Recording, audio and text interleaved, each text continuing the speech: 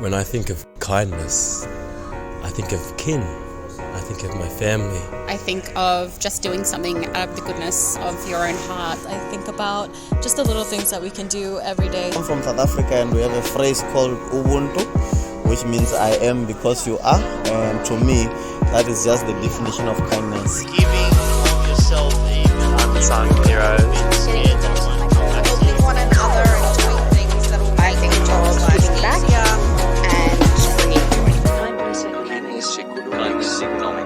Kindness economics. Hello and welcome to the Kindness Economics podcast. I'm your host, Candice Mama, and I'm joined here by one of the most extraordinary women I've ever been lucky enough to know, Elisa Iannaccone. It has taken me a long time to learn how to pronounce your surname properly. Did I butcher it or did I say it right? No, you killed it. I thought you were on point. You saw the strain in my face. For those of you listening, you couldn't see it, but I was really pulling everything within me. Elisa, for people who don't know who you are, how do you describe yourself? Well, I work as a Canon ambassador, and for many years I've just worked in image making. And at the moment, where my heart is and where my core is translating human rights and social issues through magical realism to raise awareness on them. Oof.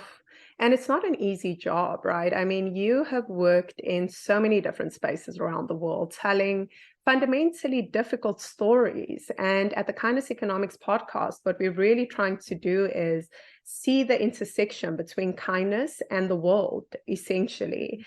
And when you're working in these different spaces and you're interacting with these kind of stories on a day-to-day basis, where do you see the lack of compassion or spaces where kindness is really essentially missing?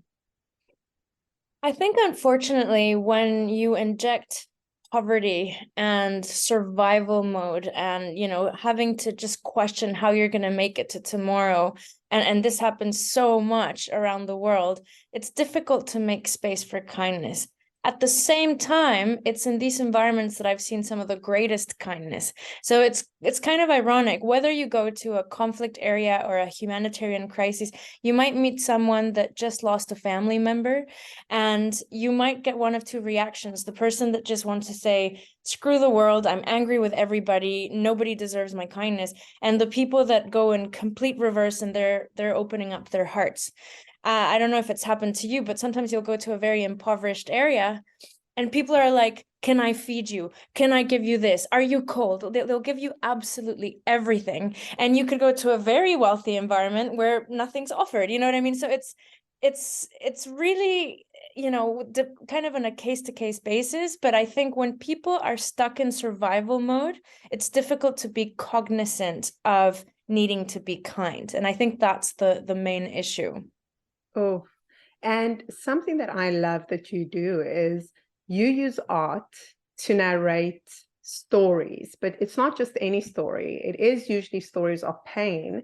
But the beauty with your art and why you've gotten all this world acclaim that you have, I mean, around the world, people marvel at the work you do, is because you're telling a painful story, but the images tend to be more joyful. I want to know your thinking around that. Well, I'll give an example of one of the bigger projects that I worked on, which was on sexual violence and rape. And basically, I had that question, why would you make these stories beautiful? And I think for me, the question is, why do we always need to make images that re-victimize the victim for you to get the picture? And it's almost like if something horrible happens to someone, we want to capture them as though that's all they'll ever be. And I don't agree with that. I think that trauma and pain is about power being taken away from someone. And if I have the capacity to shift that power back and actually collaborate with someone so that we can tell their story in a way that they want to tell it, then I'm actually changing the narrative and shifting power to where it belongs again. So it becomes something where I'm not just raising awareness on a topic, I'm allowing someone to present themselves to the world in the way that they want to, therefore also making it therapeutic in nature and helping them heal whilst telling the story. So I think that it's really important that We don't get lost in everything's pain and, you know, this person's reduced to this experience, because it's not the case. We're complex and we get through things. And just because something bad happens, it doesn't mean that's all we'll ever be. Oof, that is so powerful. And especially the reduction element, which I think people don't consider as much, even when it comes to the stories each and every person listening will experience, right? It won't be as extreme as the issues that you cover or that I cover. But what I think is people sometimes feel as though it is helpful to narrate someone else's experience, number one, on their behalf, and number two, using a painful lens to do so. Yeah. So I find, at least in my work, that when people have the ability to show kindness, and for me, when I speak about the term kindness, it's really rooted in empathy, compassion towards themselves. That is when the real healing and transformation of their own story happens. When have you found it in your work? Well, I thought it was interesting when you were talking about the lens, because quite literally I work with lenses. How many photos have you seen coming out of Ukraine, for example, that are in black and white? And how much is there that tendency to throw out images that are deprived of color, and we think that this is the best way to tell the story? And a lot of the times that's got to do with having a respect for the severity of what's happening, and I completely understand that. But equally, I feel that even though there is war and pain, you'll still find that moment where those people are laughing in a corner, you know, and we're not reduced to that. So I think people, you know, also, when somebody does show kindness, like you were saying, in these kinds of environments, it can shift everything around. You know, if you have a lending hand in a moment of pain, you've completely shifted the story. And a very dark day might actually become a memorable day. It doesn't matter the circumstances, right? So I think what you're saying is very important, because it's not just in these kinds of environments, it's in the day-to-day. You're driving your car. You know, you can actually get really close at someone, stress them out, honk your horn, and make them, you know, completely derail from what it was that their day was going to be. Or you could wave at them, be gracious, and maybe that person was having a horrible day and you've shifted that person's day and your own narrative, right? And it's a symbiotic relationship. I put kindness out into the world. I feel good about it. It's also good for me, right? And you attract that. So it becomes this circle.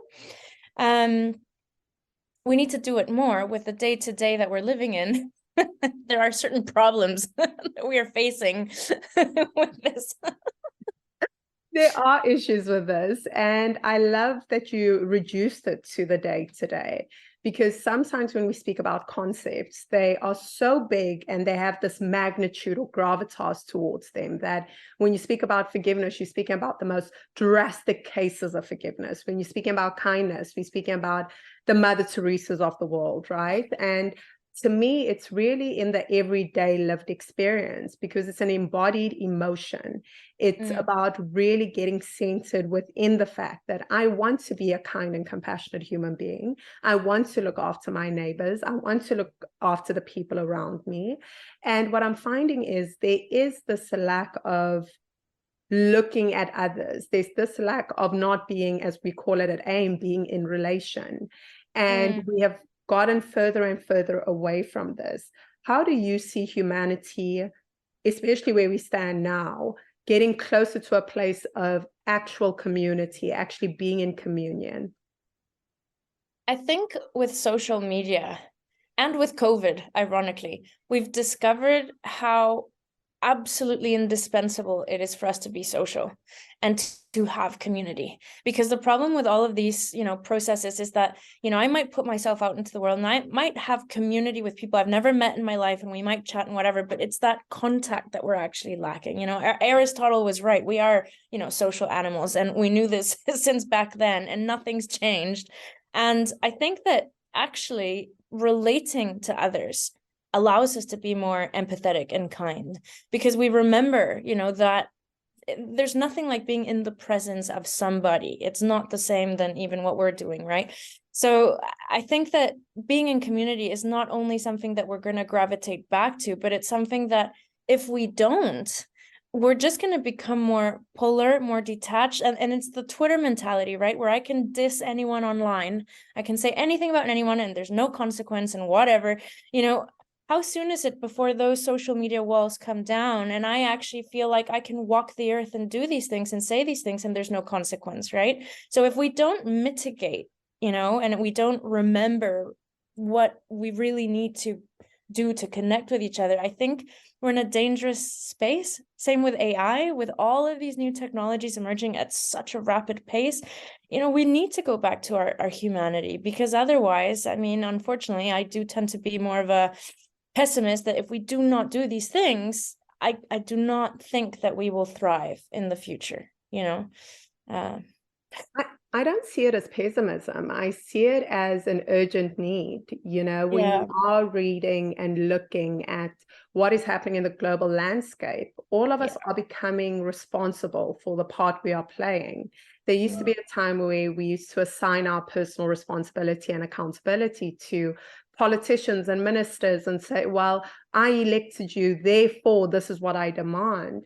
However, I think the years you described, those pivotal years of disconnection, what we realized is, hey, we can't actually rely on these people. We have to take the power into our own hands. And one of the places I think we overlook in society is the power of art medium, film, music, all these storytelling forms that I had to laugh because Elisa just started to dance, which I love.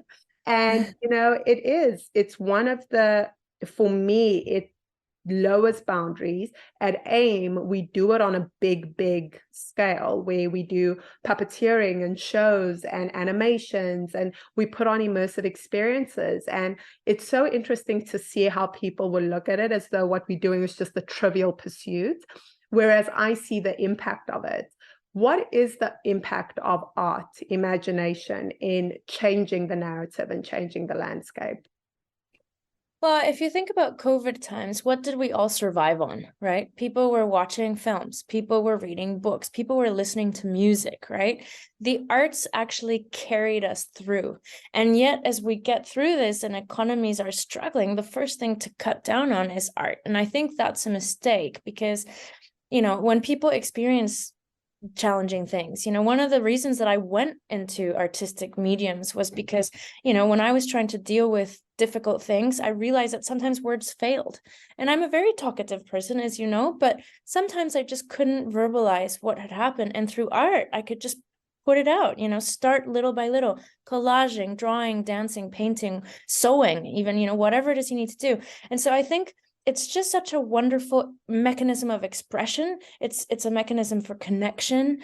And if anything, it's also a mechanism to try and just unplug from the world and not think and just feel. And sometimes, in this moment in time, it's so difficult to give ourselves the space to just realize what we're feeling, what's actually inside. And I think that it allows us to be more in tune with ourselves. It can be healing, so for all these reasons, and because, since we were cavemen, we resorted to art, we painted on walls and whatever. I think it's an intrinsic part of the human existence and the human condition. Art, we are artists, we are creators. We shut that down because I need to go to work and I got to catch the tube and I got to make money and I whatever. But we forget that actually giving ourselves those spaces allows us to be more productive and more present in our life. So I think it's a really important part of society that we mustn't forget. I think with today's society and everything you just mentioned, there is this pursuit for perfection. There's a pursuit of, even if it comes at the detriment of disconnecting with those around you, people are so focused on whether it's a financial goal, which I completely understand. I do not praise poverty. I am not someone who will celebrate poverty. I think that, when you are in survival mode, it is really difficult to focus on any other medium of connection because you're so busy trying to survive. However, in today's society, what I'm really starting to find is our own inability to actually just be free. And I found it even in myself, ironically, when I was interviewing our founder, Jack Manning Bancroft, in his art studio. And before we started doing the interview, he said, "Do you want to paint with me?" And Jack is an actual artist, like he can paint. And I recall saying, "I can't paint." And he was like, "Everyone can paint. Pick up a paintbrush and just start." And initially, I was so hesitant, and I was just kind of like, "I don't want to mess this up." And I remember Jack seeing this, and to his credit, he's got this ability to push you out of your boundary, or out of your comfort zone, not your boundary. And he came with a bucket of paint and just tilted it over the bicycle. And he was like, "Now paint." And I had the best time. And it was so interesting to see how it was my hesitation of how he would perceive me that stopped me from creating in the first place. And what you are speaking about when you are talking about creating just for self, I think a lot of people listening hear you, but they don't feel it, right? And so what would you say to those people who are like, intellectually, I get it, Elisa, I should do this, but emotionally, it's hard for me to comprehend? Well, don't we always struggle with permission, right? I think we're always trying to be like, am I allowed to do this? Can I try this? And even with basic things like outfits, could I ever wear this? And I think it's about just the ability to sometimes just go with it, just go with the flow. You're not trying to be a Van Gogh, right? You're not trying. And even to get to that level, you would have had to fail so many times to create one masterpiece. And let's not forget that Van Gogh only ever sold 2 paintings in his lifetime, and he killed himself because he thought he was a failure. So you're not trying to embark on a career in the arts. If you are, good luck. I'm there with you. I know it's intense. I will champion you. But if you have, a different life, and this is just a means of expression, just allow yourself. You don't have to share it with anyone. You don't have to hang it on your wall. It's just a moment for you to take a breather, maybe put some music on that you like, make a tea, have a drink, and just sit down with a collage or, newspapers or whatever it is that you want, and give yourself the space, even if it's just 30 minutes, to do something. If you don't like it, burn it, crumple it up, and throw it in the bin, because that can also be kind of cathartic, right? But in the end, it's not about the world, it's about you, and it's about you remembering that making those spaces is really important. Otherwise you can't shine in the world if you cannot, allow yourself to just be. Right? It's a reconnection with the self, I would say. Reconnection with self. That is such a powerful statement, because even with kindness economics, when I am creating the thesis or I'm speaking to people about it, it's so important for me to emphasize that people do not have the ability to be kind to others if they don't have the capacity to be kind to themselves. And so often we walk around bashing ourselves, telling ourselves how not good enough we are, how we can't embark on certain things, why we are destined to fail.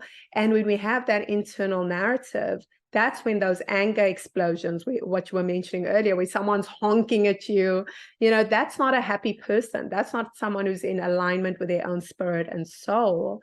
But we internalize our environment and we say, due to my environmental factors, this is who I am. And for me, I found that imagination is one of the biggest keys I've had to use in order to overcome pain, overcome obstacles, overcome very traumatic moments. And I want to hear your role on imagination within kids, but most importantly, imagination within adults.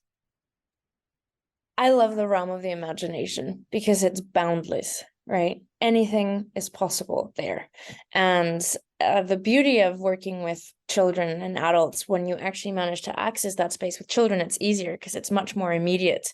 But when adults give themselves permission to view their life story or dream, and really, I mean, the thing about magic realism is that it's not fake. It's simply a kind of, it's like a lie to tell a big truth, like Baz Luhrmann said once. It's a way to sometimes exaggerate a feeling. So you're so angry, you're burning your way through the door, or you're so angry that something exploded, or you're so sad that you were drowning, like literally drowning, and there were sharks. Like, what a beautiful way to express a feeling, right? That if I just told you literally, I am very sad, right? Okay, aren't we all sometimes, you know what I mean? But if you can start to illustrate, I'll have this image of, oh, this horrible ocean, but there might be someone else that's kind of like, oh, I'm entwined in the forest, or maybe I'm in a spider web, or maybe I'm in a cave, and suddenly you're starting to connect in a level that's much more visceral and kind of gut related, right? And it's from that part of your brain that you're not used to activating. It's just allowing yourself to express something in a way that you're not used to doing. And once you go there, the world's your oyster. I mean, you can express anything in that way. And so once again, I think it's about that permission and about the importance of remembering that, as you said, if I'm not kind towards myself, if I cannot give myself 10 minutes to just be with me, and that feels difficult, baby steps, right? Because we're the only vessel that we are going to be married to for the rest of our lives, right? So if I cannot handle myself, I should start taking some steps to making sure that I can look at myself in the mirror, that I can actually sit with myself and not have to be on my phone or have to be planning my next vacation, but just be with self. What do I feel this moment? And I think that's, it's just really important we do that. It will make us kinder. It will make us more human. More human. I think that is the phrase of the century as we are approaching artificial intelligence and people's fears around that, and, this new age. And, as you were talking, and I know you've worked with both adults and children in order for them to access their imagination, for people sitting at home who don't even know where to start, do you have any tools, tips, or tricks that they can start to do today that will make them more imaginative for themselves and for their lives? I think a lot of it is the power of association, right? It's, if you have a memory or a feeling, is there anything that you associate with it? It could be a color, a texture, an animal, a flavor, and then go from there. If you say, oh, maybe orange because, it was sunny or it was warm or something orange, and start to extrapolate. Are there any animals that make me feel warm? Are there any places in the world? Is there any, particular chair that or maybe it doesn't exist. Maybe this fluffy creature chair that I've invented in my mind, like, it's just taking one thing to another, and it's like AIing your mind, right? Your mind, I mean, AI can't create at the moment, right? It amalgamates, right? So when you put something into Midjourney and you create an image, right, that you think you're creating, this thing's actually just taking from the whole database of the images in the internet, taking bits and pieces from everyone and putting it together and creating these fantastical images. Well, we can do the exact same thing with this incredible tool called our brains, which have stored all of these images the entirety of the time that we've been alive. And you can access any of that and put it in any concocted way that you can possibly fathom to imagine these spaces. So I think just start small, What does it remind me of? What does it remind me of? What could that be? Could that be a monster? Could that be a mythical creature? Could that be a plant that doesn't exist, And then suddenly you're in a very crazy place.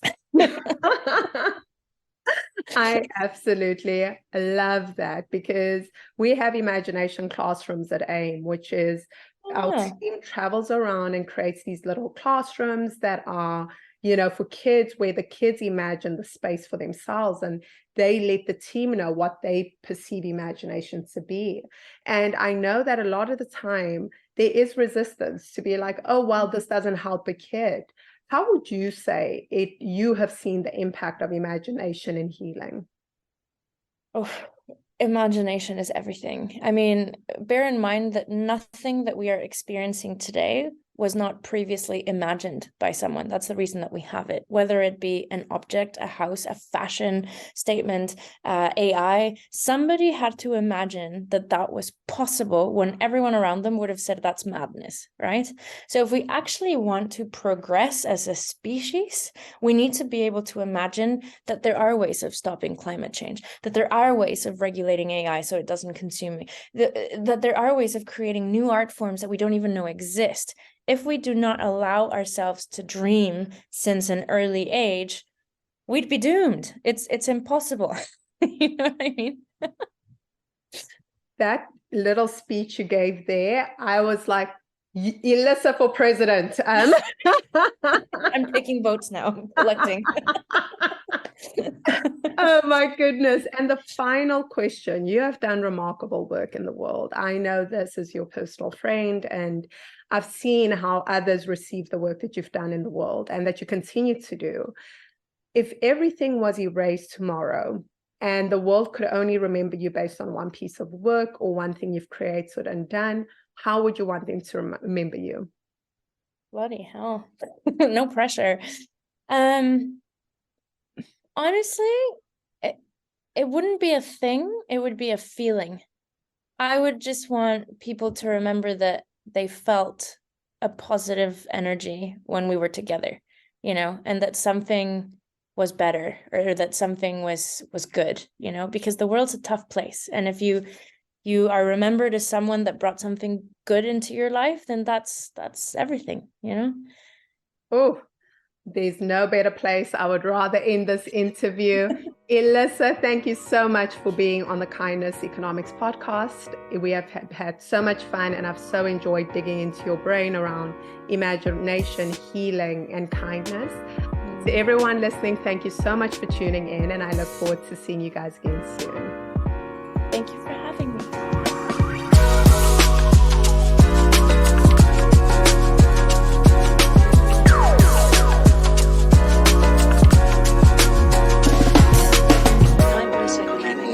Kindness economics.